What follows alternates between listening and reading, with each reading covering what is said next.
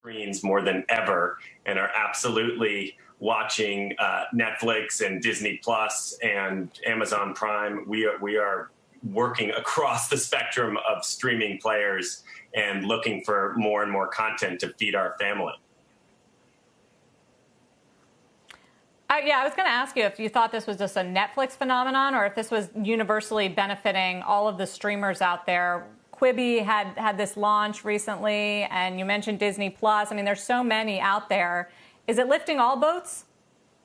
You know, I think it is. I can say specifically as it relates to, Disney, part of what has been incredible for us is discovering the movies that my wife and I grew up watching. We've been consuming The Parent Trap and Freaky Friday and all of those original Disney library classics. And I think the one other piece we're seeing in our research as we just look as program makers, there's a ton of library content that is driving a lot of people's viewing right now, as are some genre trends like comedy and escapism, which I guess you could qualify The Tiger King as a comedy. Ben, we were talking in the earlier segment about some of these new shows.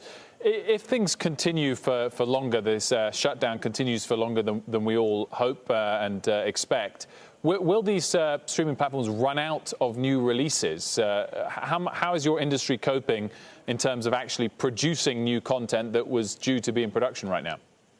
Well, we announced a piece of content that we're doing with former Office showrunner Paul Lieberstein, which is grounded in our new work-life environment where you're now seeing me in my home office and not at my work office, called Remote. And so we are challenging ourselves to be more and more creative and think about ways we can produce in a phase 1, phase 2, or phase 3 of returning to production.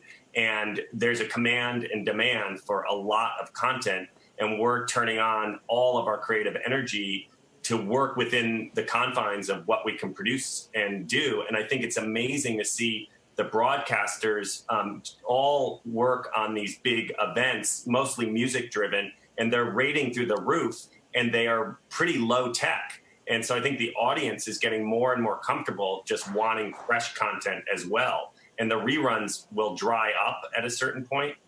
So there's going to be a return to production. It may not be as it used to be, but it's going to happen, I think, sooner than we thought because people are delaying so much. We hear Netflix, and some of the other streamers out there. What about the traditional broadcasters, the cable TV packages? The fact that live sports isn't on right now, where that is, such the bulk of the payment, the cost for cable TV. How do you think that's going to fare as we go into, this deepening economic slump? Well, the longer that we don't have sports, the more accelerating the cord cutting will be. I think the sports was what was having people hold on to their traditional packages. And without it, they're discovering a lot of entertainment choices in streaming and at lower cost. It is going to be tricky because on the other side, you're also seeing the broadcasters are having giant ratings. They're doing as well as they've ever done, but they're so advertising dependent. And that's the big variable about their long-term health. But I worry most about cable and the cable channels in this environment where streaming is accelerating, adoption of streaming is accelerating, cord cutting most likely would be accelerating. And broadcasters, you can get with your antenna still and access their content. And it'll be very interesting to see as well, all this culture creation coming from the streamers. Where do the advertisers fit into those worlds? Disney doesn't take advertising. Disney Plus doesn't take advertising. Netflix doesn't take advertising. You're going to see these advertisers when they bounce back. How are they going to get in the culture conversation again? Ben, when can we see the new? I guess it's not a sequel to The Office, but the new show on stay-at-home work? Well, we're going in our process right now, and I'm hoping that somebody, has the guts to accelerate it, because I think the people who make bets on content for right now are going to do really well, because it's not clear when this ends.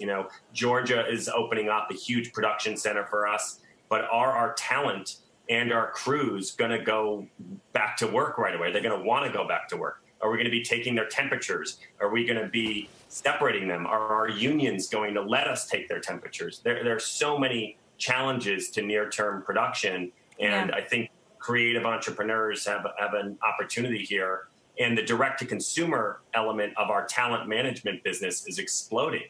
They're communicating all the time with their fans. So it's really interesting. A lot is going to transform in our industry, and you're seeing winners start to expand their lead.